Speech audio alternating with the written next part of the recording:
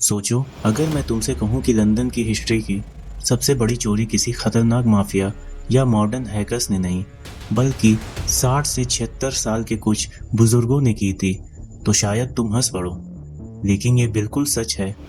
Brian Reeder appeared in the dock handcuffed to plainclothes police officers. Decades earlier, the notorious £26 million Brinks map robbery from a warehouse at Heathrow. और सबसे हैरान कर देने वाली बात ये थी कि इन बुजुर्गों ने सिर्फ कुछ घंटों में नहीं, बल्कि पूरे 3 साल तक प्लानिंग करके लंदन के सबसे सिक्योर वॉल्ट को अपना निशाना बनाया। उन्होंने करोड़ों रुपयों के हीरे, सोने और कैश लेकर ऐसी सफाई से वहां से निकल गए कि कई दिनों तक किसी को इस चोरी का पता ही नहीं चला। लेकिन सवाल ये है, अगर उनकी प्लानिंग इतनी परफेक्ट थी तो आखिर पुलिस ने उन्हें पकड़ा कैसे? आज हम जानेंगे दुनिया की सबसे फेमस रॉबरीज में से एक, हैटन गार्डन हीस्ट की पूरी कहानी। साल था 2015, जगह थी लंदन का एक छोटा सा इलाका, हैटन गार्डन। अगर आप लंदन के बारे में थोड़ा भी जानते हैं तो आप हैटन गार्डन का नाम जरूर सुना होगा। इस जगह को ब्रिटेन की ज्वेलरी कैपिटल कहा जाता है। यहाँ सदियों से डायमंड डीलर्स, गोल्ड मर्चेंट्स और लग्जरी ज्वेलर्स अपना बिजनेस करते आ रहे हैं। इस एरिया में हर दिन करोड़ों रुपयों के हीरे और सोना खरीदा और बेचा जाता है। इसी वजह से यहाँ सिक्योरिटी किसी भी मिलिट्री बेस से कम नहीं होती। इसी एरिया में एक बिल्डिंग थी, हैटन गार्डन सेफ डिपॉजिट लिमिटेड। बाहर से देखने पर ये एक आम सी कमर्शियल बिल्डिंग लगती थी, लेकिन इसके बेसमेंट में बना हुआ वॉल्ट लंदन के सबसे सिक्योर वॉल्ट्स में से एक माना जाता था। इस वॉल्ट में बिजनेसमैन, ज्वेलर्स और अमीर परिवार अपनी जिंदगी भर की कमाई रखते थे। किसी के लॉकर्स में डायमंड कलेक्शंस थे, किसी के पास सोने के बिस्किट, किसी ने फैमिली ज्वेलरी रखी थी, तो किसी ने कैश और इम्पोर्टेंट डॉक्यूमेंट्स। लोगों को पूरा भरोसा था कि अगर उनका सामान यहाँ रखा है तो उसे दुनिया का कोई चोर छू भी नहीं सकता। लेकिन इसी वक्त लंदन के अलग अलग पब्स में कुछ और ही चल रहा था। हर हफ्ते कुछ बुजुर्ग आदमी एक टेबल पर बैठते, चाय या बियर मंगवाते और घंटों तक बातें करते। बाहर से देखने वालों को ये लगता कि रिटायरमेंट एंजॉय करने वाले दोस्त हैं जो पूरी यादें ताज़ा कर रहे हैं। लेकिन असल में उनकी हर मीटिंग का सिर्फ एक ही मकसद था, हैटन गार्डन के वॉल्ट को लूटना। ये लोग आम बुजुर्ग नहीं थे। इनमें से लगभग हर आदमी ने अपनी जिंदगी का बड़ा हिस्सा चोरी, बलगरी और ऑर्गेनाइज्ड क्राइम में बिताया था। किसी ने पहले बैंक रॉबरी की थी, किसी ने ज्वेलरी लूटा, तो किसी के नाम ब्रिटेन के पूरे हाई प्रोफाइल क्राइम रिकॉर्ड्स में दर्ज थे। उम्र ने इनके बाल जरूर सफेद कर दिए थे, लेकिन इनका दिमाग अब भी उतना ही तेज था। शायद इसीलिए इन्होंने फैसला किया कि रिटायरमेंट से पहले एक आखिरी ऐसी चोरी की जाए जिसे दुनिया हमेशा याद रखे। लेकिन इतनी बड़ी रॉबरी सिर्फ हिम्मत से नहीं होती, इसके लिए प्लानिंग चाहिए होती है, और प्लानिंग भी ऐसी जो हर छोटी से छोटी डिटेल्स को कवर करे। इस गैंग ने लगभग 3 साल तक सिर्फ एक ही काम किया, ऑब्जर्वेशन। वो रोज हैटन गार्डन के आसपास घूमते हैं, कब एम्प्लॉयज आते हैं, कब जाते हैं, किस वक्त सिक्योरिटी कम होती है, किस गेट का इस्तेमाल ज्यादा होता है, हैटन के अंदर लिफ्ट कहां तक जाती है, अलार्म सिस्टम किस तरह का है और इमरजेंसी एग्जिट कहां है। उन्होंने बिल्डिंग का हर कोना समझ लिया था। लेकिन प्लानिंग का सबसे इम्पोर्टेंट हिस्सा अभी बाकी था, सही दिन चुनना।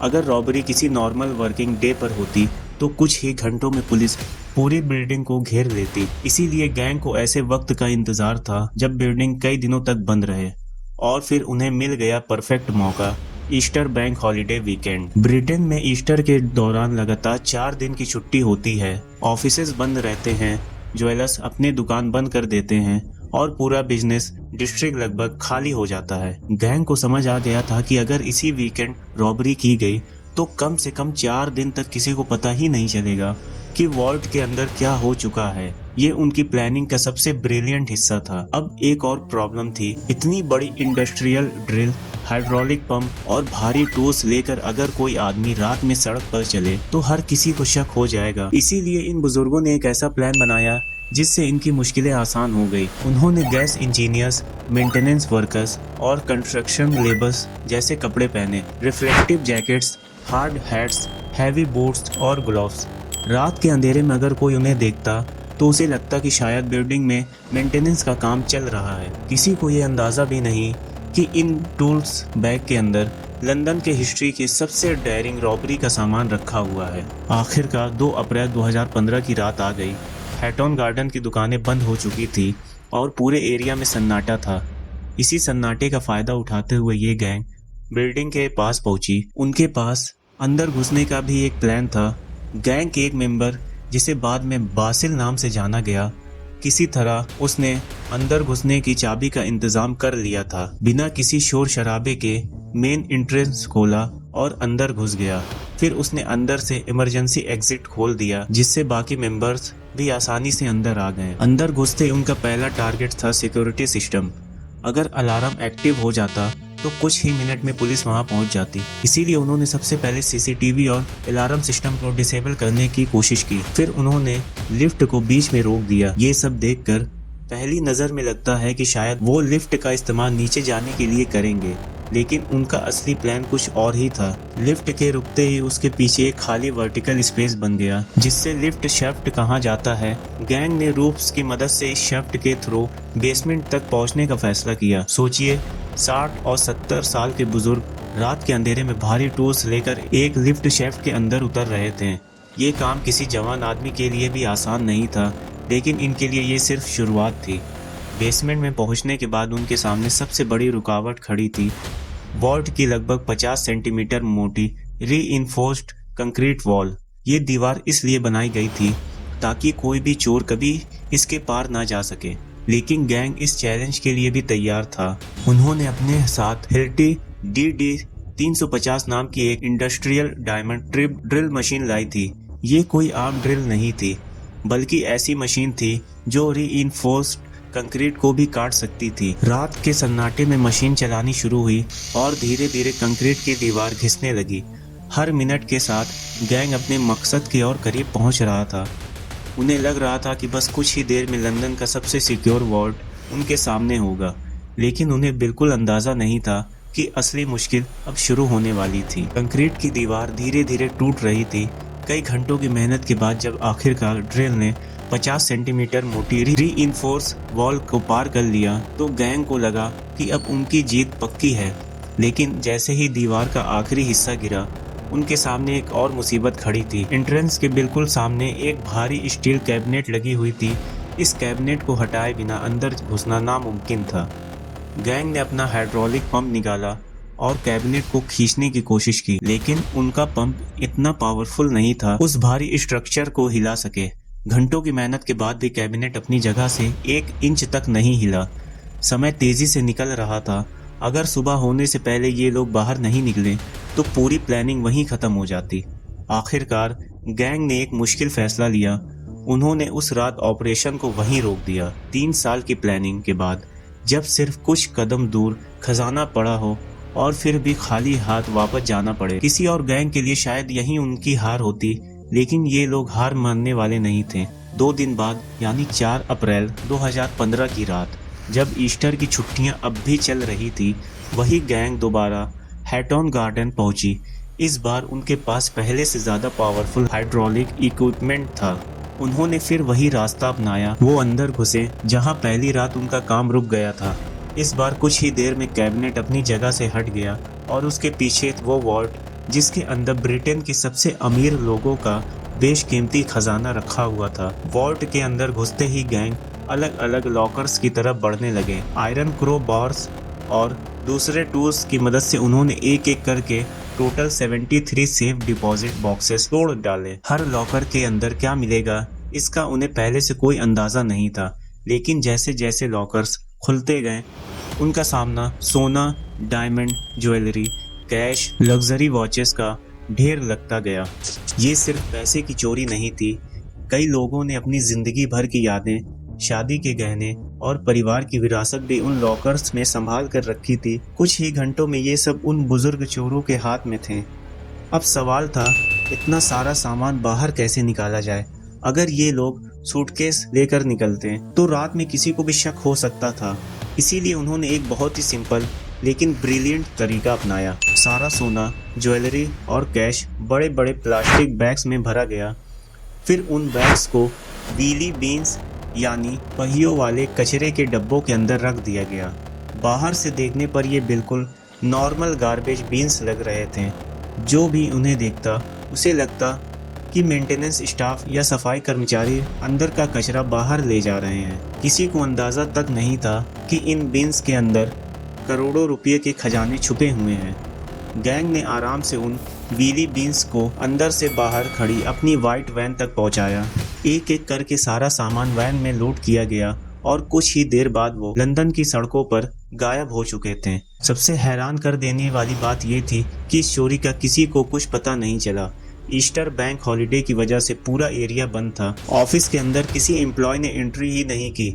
इसका मतलब था कि गैंग को पुलिस से लगभग 4 दिन का बोनस टाइम मिल गया। 7 अप्रैल 2015 को जब हॉलिडेज खत्म हुई और एम्प्लॉयज ऑफिस वापस आए, तब किसी ने वॉल्ट का इंस्पेक्शन किया। जैसे ही बेसमेंट का दरवाजा खोला गया, सबके होश उड़ गए। दीवार में एक बड़ा सा होल था, फ्लोर पर कंक्रीट का मलबा बिखरा हुआ था और अंदर के 73 लॉकर्स टूट चुके थे। कुछ ही मिनटों में मेट्रोपॉलिटन पुलिस को इन्फॉर्म किया गया। थोड़ी देर बाद स्कॉटलैंड यार्ड की फेमस फ्लाइंग स्क्वाड भी मौके पर पहुंच गई। ये वही स्पेशल इन्वेस्टिगेशन यूनिट थी जो ब्रिटेन की सबसे बड़ी रॉबरीज और ऑर्गेनाइज्ड क्राइम की इन्वेस्टिगेशन करती थी। जब ऑफिसर्स ने क्राइम सीन देखा तो वो भी कुछ पल के लिए हैरान रह गए। दीवार में किया गया होल देखकर साफ था कि ये काम किसी ड्रिल का इस्तेमाल प्रोफेशनल लेवल पर हुआ था। अलार्म सिस्टम को भी काफ़ी समझदारी से डिसेबल किया गया था और सबसे बड़ी बात, वॉल्ट के अंदर चोर लगभग कोई फिंगरप्रिंट्स या सीधे एविडेंस छोड़कर नहीं गए थे। शुरुआत में इन्वेस्टिगेटर्स को भी लगा कि शायद ये परफेक्ट क्राइम है, लेकिन पुलिस एक बात अच्छी तरह जानती थी, चाहे क्रिमिनल कितना भी इंटेलिजेंट क्यों ना हो, वो कहीं ना कहीं एक गलती ज़रूर करता है। और इसी उम्मीद के साथ फ्लाइंग स्क्वाड ने इन्वेस्टिगेशन शुरू की। सबसे पहले ऑफिसर्स ने ऑफिस के अंदर लगे सीसीटीवी कैमरास चेक किए, लेकिन चोर उन्हें पहले ही डैमेज कर चुके थे। ऐसा लग रहा था कि अब इन्वेस्टिगेशन शुरू होने से पहले ही ख़त्म हो जाएगी। लेकिन फिर एक ऑफिसर ने एक सिंपल सा सवाल पूछा, अगर अंदर के कैमरास बनते तो बाहर की सड़कों पर लगे कैमरास का क्या? ये वही सवाल था जिसने पूरी इन्वेस्टिगेशन का डायरेक्शन ही बदल दिया। पुलिस ने हैटन गार्डन के आसपास लगे हर सीसीटीवी कैमरे की फुटेज इकट्ठी करनी शुरू की। रिकॉर्डिंग देखी गई। शुरू में कुछ खास नहीं मिला, लेकिन फिर एक वाइट कार अलग अलग कैमराज में नजर आने लगी। वो कार रॉबरी वाली दोनों रात उस एरिया के आसपास देखी गई थी। पुलिस ने तुरंत उस गाड़ी का रजिस्ट्रेशन नंबर ट्रैक किया और यहीं से इन्वेस्टिगेशन का पहला ब्रेक मिल गया। वो कार किसी आम आदमी की नहीं थी, बल्कि एक पुराने और एक्सपीरियंस क्रिमिनल जॉन कॉलिंस के नाम पर रजिस्टर थी। उस पल तक पुलिस के पास सिर्फ एक कार थी, लेकिन अगले कुछ हफ्तों में ये एक कार पूरी ग्रैंडपा गैंग तक पहुंचने वाली थी। पुलिस के हाथ अब पहला बड़ा सुराग लग चुका था। कार का रजिस्ट्रेशन सीधा जॉन कॉलिंस नाम के एक पुराने क्रिमिनल तक पहुंच रहा था, लेकिन सिर्फ एक गाड़ी मिल जाना किसी को अरेस्ट करने के लिए काफ़ी नहीं था। फ्लाइंग स्क्वाड को ऐसे सबूत चाहिए थे जो कोर्ट में भी टिक सकें। इसीलिए इन्वेस्टिगेशन का अगला कदम और भी ज़्यादा इंटरेस्टिंग था। लंदन की सड़कों पर एक ऐसी टेक्नोलॉजी लगी हुई है जिसे ANPR यानी automatic number plate recognisation system कहा जाता है। ये कैमरास हर गुजरती गाड़ी का नंबर ऑटोमेटिकली रिकॉर्ड कर लेते हैं। पुलिस ने जब जॉन कॉलिंस की कार का डाटा निकाला तो उन्हें पता चला कि रॉबरी से पहले और रॉबरी के बाद ये गाड़ी कई बार हैटन गार्डन के आसपास देखी गई थी। सिर्फ इतना ही नहीं, गाड़ी ने उन्हीं रूट्स का इस्तेमाल किया जहां से सीसीटीवी फुटेज में कंस्ट्रक्शन वर्कर्स जैसे कपड़े पहने कुछ बुजुर्ग लोग गुजरते हुए दिख रहे थे। अब पुलिस को यकीन होने लगा था कि ये कोई ऑर्डिनरी थेफ्ट नहीं था, बल्कि एक्सपीरियंस क्रिमिनल्स का ऑर्गेनाइज्ड ऑपरेशन था। लेकिन फ्लाइंग स्क्वाड यहीं नहीं रुकी। ऑफिसर्स ने अगला दांव खेला मोबाइल फ़ोन एनालिसिस का। उन्होंने कोर्ट से परमिशन लेकर उन मोबाइल नंबर्स का रिकॉर्ड निकाला जो रॉबरी के दौरान हैटन गार्डन के आसपास एक्टिव थे। जब उन रिकॉर्ड्स को जॉन कॉलिंस के फ़ोन से कंपेयर किया गया तो एक अजीब पैटर्न सामने आया। कुछ मोबाइल नंबर्स बार बार उसके कॉन्टैक्ट में आ रहे थे और हैरानी की बात ये थी, ये सब फ़ोन्स रॉबरी से पहले भी एक ही लोकेशन पर एक्टिव मिल रहे थे। पुलिस ने धीरे धीरे उन सब लोगों की पहचान करनी शुरू की। एक के बाद एक नाम सामने आने लगे। अब पुलिस को सिर्फ शक नहीं था, उनके पास एक पूरी गैंग का नेटवर्क तैयार हो चुका था। लेकिन फ्लाइंग स्क्वाड एक और गलती का इंतजार कर रही थी। गैंग को लग रहा था कि रॉबरी पूरी तरह सक्सेसफुल हो चुकी है, इसीलिए कुछ हफ्तों बाद ये लोग नॉर्थ लंदन के एक पब में मिलने लगे। यहाँ बैठकर वो चोरी के माल को बांटने और अपनी प्लानिंग की तारीफ करते थे। उन्हें बिल्कुल अंदाज़ा नहीं था कि पुलिस पहले ही उन पर नज़र रख चुकी है। फ्लाइंग स्क्वाड ने एक मीटिंग को सीक्रेटली मॉनिटर करना शुरू कर दिया। ऑफिसर्स ने देखा कि ये बुजुर्ग क्रिमिनल्स खुद ही अपनी रॉबरी के बारे में बातें कर रहे हैं। कई जगह उन्होंने ऐसे स्टेटमेंट्स दिए जो बाद में इन्वेस्टिगेशन के लिए बहुत इंपॉर्टेंट साबित हुए। पुलिस को समझ आ गया था कि वक्त आ गया है ऑपरेशन ख़त्म करने का। कुछ ही हफ्तों बाद लंदन के अलग अलग हिस्सों में एक साथ रेड्स की गई। सुबह सुबह जब गैंग के मेंबर्स अपने घरों में थे तब पुलिस ने एक ही वक्त पर कई जगह पर छापेमारी की। कई बुजुर्ग क्रिमिनल को शायद उस वक्त भी यकीन नहीं होगा कि 3 साल की प्लानिंग और इतनी बड़ी रॉबरी के बाद भी पुलिस उनके दरवाजे तक पहुंच चुकी है। लेकिन इन्वेस्टिगेशन का सबसे शॉकिंग हिस्सा अभी बाकी था। पुलिस ने जब डैनियल जोन्स के घर की तलाशी ली तो उन्हें एक ऐसी चीज़ मिली जिसने सबको हैरान कर दिया। उनके पास से फॉरेंसिक्स फॉर डमीज नाम की एक किताब मिली। ये किताब फॉरेंसिक इन्वेस्टिगेशन से बचने के तरीके के बारे में थी। इसका मतलब साफ था कि गैंग को पहले से पता था कि पुलिस साइंटिफिक इन्वेस्टिगेशन करेगी और वो उससे बचने की तैयारी कर रहे थे। इसी तलाशी के दौरान पुलिस को कंप्यूटर सर्च हिस्ट्री भी मिली। इन्वेस्टिगेशन में पता चला कि रॉबरी से काफ़ी पहले इंटरनेट पर ड्रिल मशीन के बारे में सर्च किया गया था, यानी जिस मशीन से वॉल्ट की दीवार तोड़ दी गई उसकी प्लानिंग भी कई महीने पहले शुरू हो चुकी थी। पुलिस धीरे धीरे चोरी हुआ सामान भी रिकवर करने लगी। कुछ ज्वेलरी घरों से मिली, कुछ कैश अलग जगहों पर छुपाया गया था। लेकिन सबसे हैरान कर देने वाली रिकवरी अभी बाकी थी। डैनियल जोन्स ने जेल के अंदर एक जर्नलिस्ट को लेटर लिखा। उसने इशारा दिया कि वो पुलिस को अपने छुपाए हुए माल तक ले जा सकता है। पुलिस उसे सिक्योरिटी के साथ नॉर्थ लंदन के एडमॉन्टन सेमेटरी लेकर गई। वहां उसने एक ऐसी जगह खुदाई करवाई जहां से थोड़ी बहुत ज्वेलरी और कैश मिला। लेकिन ऑफिसर्स को उसकी बात पर पूरा भरोसा नहीं था। उन्हें लगा कि इतनी बड़ी रॉबरी में उसका हिस्सा सिर्फ इतना नहीं हो सकता। पुलिस ने सर्च ऑपरेशन जारी रखा। जिस कब्रिस्तान के अंदर खुदाई चल रही थी वहां एक कब्र के मेमोरियल स्टोन के नीचे जब खुदाई की गई तो ऑफिसर्स की आंखें खुली की खुली रह गई। जमीन के अंदर 2 बड़े स्पोर्ट्स बैग दबाए गए थे। उन बैग्स के अंदर डायमंड ज्वेलरी, रोलेक्स वॉचेस, सोना और चोरी का बहुत सारा माल छुपा हुआ था। डैनियल जोन्स ने पुलिस को धोखा देने की कोशिश की थी, लेकिन उसकी वही चालाकी उसके खिलाफ चली गई। गैंग के लगभग सभी मेंबर्स अब पुलिस की गिरफ्त में थे, लेकिन एक आदमी अब भी गायब था। उसका कोड नेम था बासिल। पुलिस जानती थी कि अगर किसी ने इस पूरी रॉबरी को टेक्निकली पॉसिबल बनाया था तो वो बासिल ही था। अलार्म सिस्टम को समझना, ऑफिस की सिक्योरिटी का एनालिसिस करना और एंट्री प्लान बनाना, ये सब उसी का काम माना जा रहा था। लेकिन बासिल का असली नाम माइकल सीड था और वो बाकी सबसे ज़्यादा चालाक निकला। ना उसका कोई बैंक अकाउंट था, ना वो टैक्स भरता, ना ही उसकी कोई डिजिटल आइडेंटिटी थी जिससे आसानी से ट्रैक किया जा सके। 3 साल तक पुलिस उसकी तलाश कर रही थी। फिर एक दिन ऑफिसर्स ने पुरानी सीसीटीवी फुटेज को दोबारा देखा। माइकल सीड ने रॉबरी के वक्त अपना चेहरा एक बड़े बैग से छुपा रखा था, इसीलिए उसका फेस आइडेंटिफाई करना मुश्किल था। लेकिन फॉरेंसिक एक्सपर्ट्स ने उसके चेहरे पर नहीं, उसके चलने के तरीके पर ध्यान दिया। वो चलते वक्त अपना एक पैर थोड़ा बाहर की तरफ घुमाता था, चार्ली चैपलिन की तरह। इस टेक्निक को फॉरेंसिक गेट एनालिसिस कहा जाता है। एक्सपर्ट्स ने माइकल सीड की नॉर्मल वॉकिंग स्टाइल और सीसीटीवी फुटेज का कंपैरिजन किया। दोनों में इतनी सिमिलरिटीज थी कि पुलिस का शक यकीन में बदल गया। 28 मार्च 2018 रॉबरी के लगभग 3 साल बाद माइकल सीड को लंदन के इस्लिंगटन एरिया से अरेस्ट किया गया। इसके साथ ही हैटन गार्डन हिस्ट का आखिरी और सबसे मिस्टीरियस चैप्टर भी खत्म हो गया। सबसे हैरानी की बात यह थी, चोरी हुए माल की कीमत लगभग 14 मिलियन पाउंड्स मानी गई, लेकिन उसमें से सिर्फ एक हिस्सा ही पुलिस रिकवर कर पाई।